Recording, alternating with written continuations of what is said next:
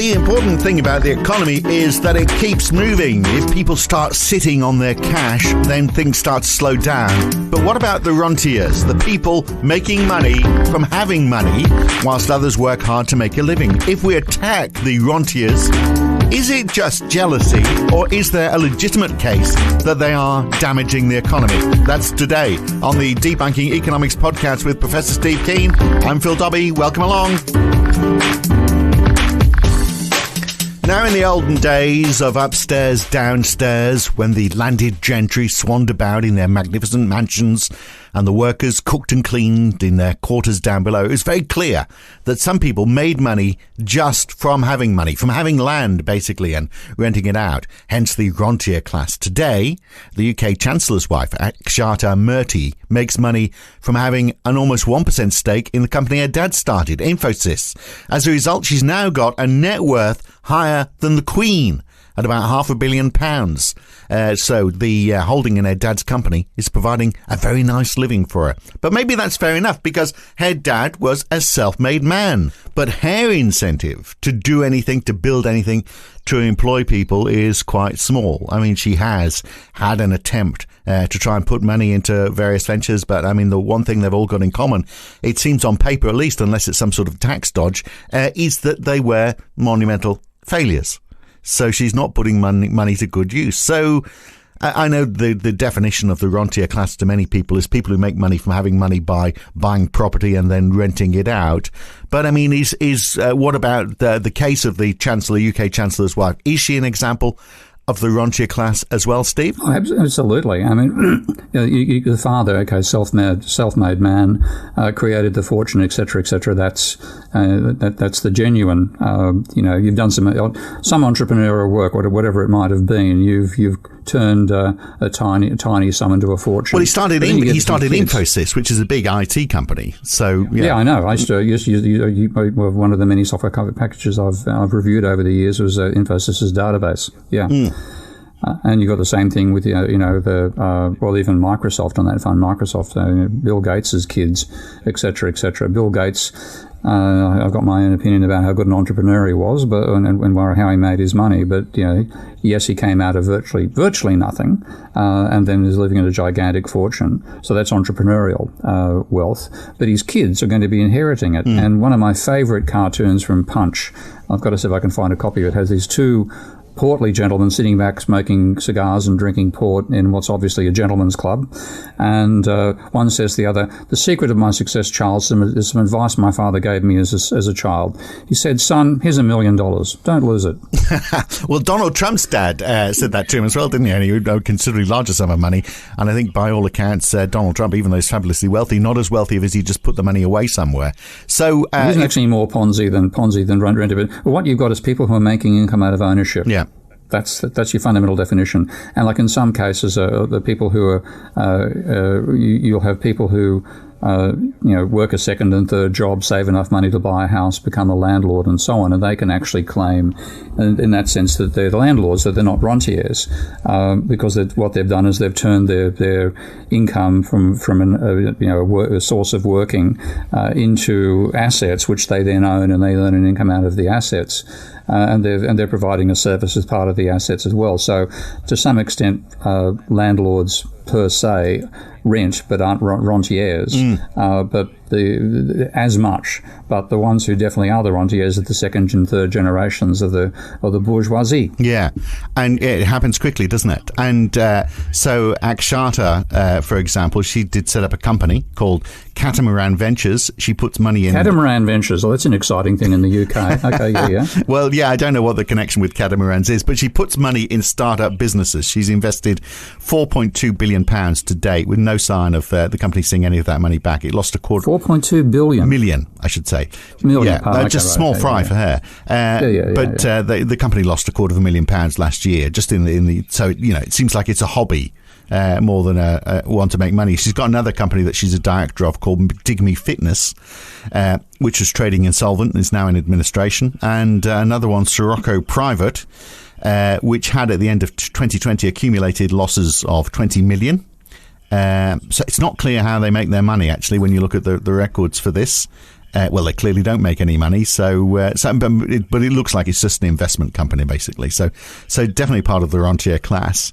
So she's dabbling, but I mean, there's an example. She's got all that money that she's spending. Imagine it being in the hands of someone who actually knew how to use it. Well, this is actually, we go back to the rentiers par excellence, and that's your feudal landlords from the transition from socialism, from feudalism to capitalism. They were the main target Ricardo had. When you look at his desire to abolish the Corn Laws, people interpret that in terms of modern neoclassical theory, where you're trying to get rid of tariffs, which they distort relative prices, yada yada yada. But what Ricardo thought was that if you have the trade barriers to importing corn and wheat from continental Europe to the UK, the Corn Laws as they were called, then that means that industrialists, capitalists, who are the ones who are doing the innovation that he wants to enhance over time, they have to pay high wages. They've got to pay a subsistence wage, and if the price is set by imported grain, then they've got to pay a higher price than they would if it was. If they can't buy cheaper grain from Europe, they've got to pay for expensive grain from UK, and that gives more money to people who own the land and less to the industrialists. So his idea of abolishing the Corn Laws wasn't about marginal efficiency and all this sort of stuff. He's saying simply reduce the cost of labour. Workers will still get a subsistence wage measured in amount of bread they get to eat on a weekly basis. The bread will be cheaper because you're now importing the inputs from continental Europe, from France in particular, rather than paying more expensive English prices. So the wages fall, more of the income goes to capitalists and less to rentiers, and because of that you will delay the point at which you see, in most of the classical theory, saw a point of reaching a steady state where there's no more growth.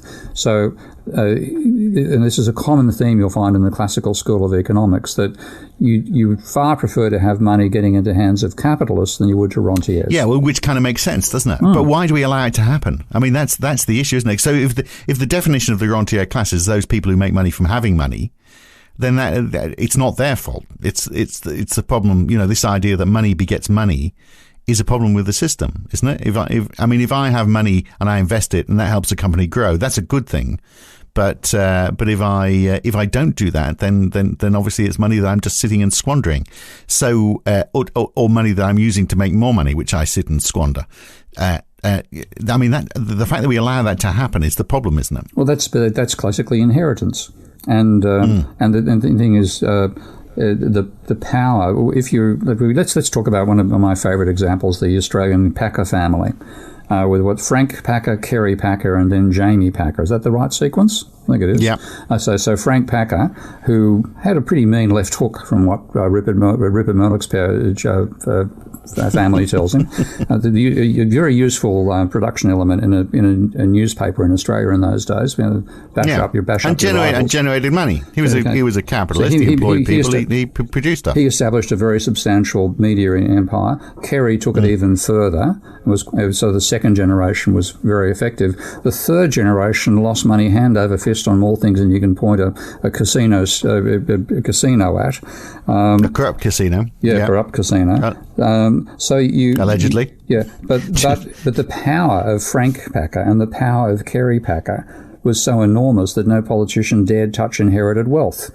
And that becomes the reason why we allow this to happen, is because the rich have power. And so if you wanted to break this down, you'd have to have an inheritance tax being a fundamental element of your society. And if you think of one tax which has been abolished globally, virtually everywhere, it's inheritance tax. So therefore, but then you wouldn't have had the situation that you just described, where two generations of the one family, the second generation, added to the wealth created by the first. Yeah, well, you would, when you look at the way economists justify all this stuff, they say you get paid according to your marginal product. Now, there is no marginal product for a rentier. Yeah? Okay, and so they're leaving out the fact that capitalism involves inheritance.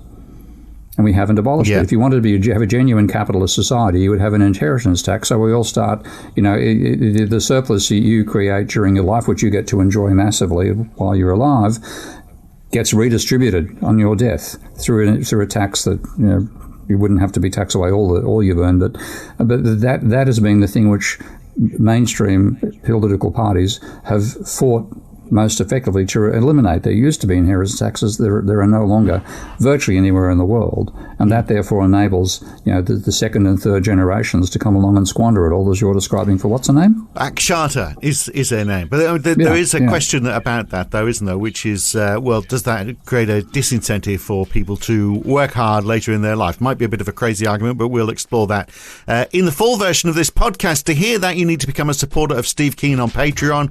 Go to patreon.com/Prof Steve Keen, or become a subscriber at debunkingeconomics.com. I'm Phil Dobbie. See you again next week. Thanks for listening.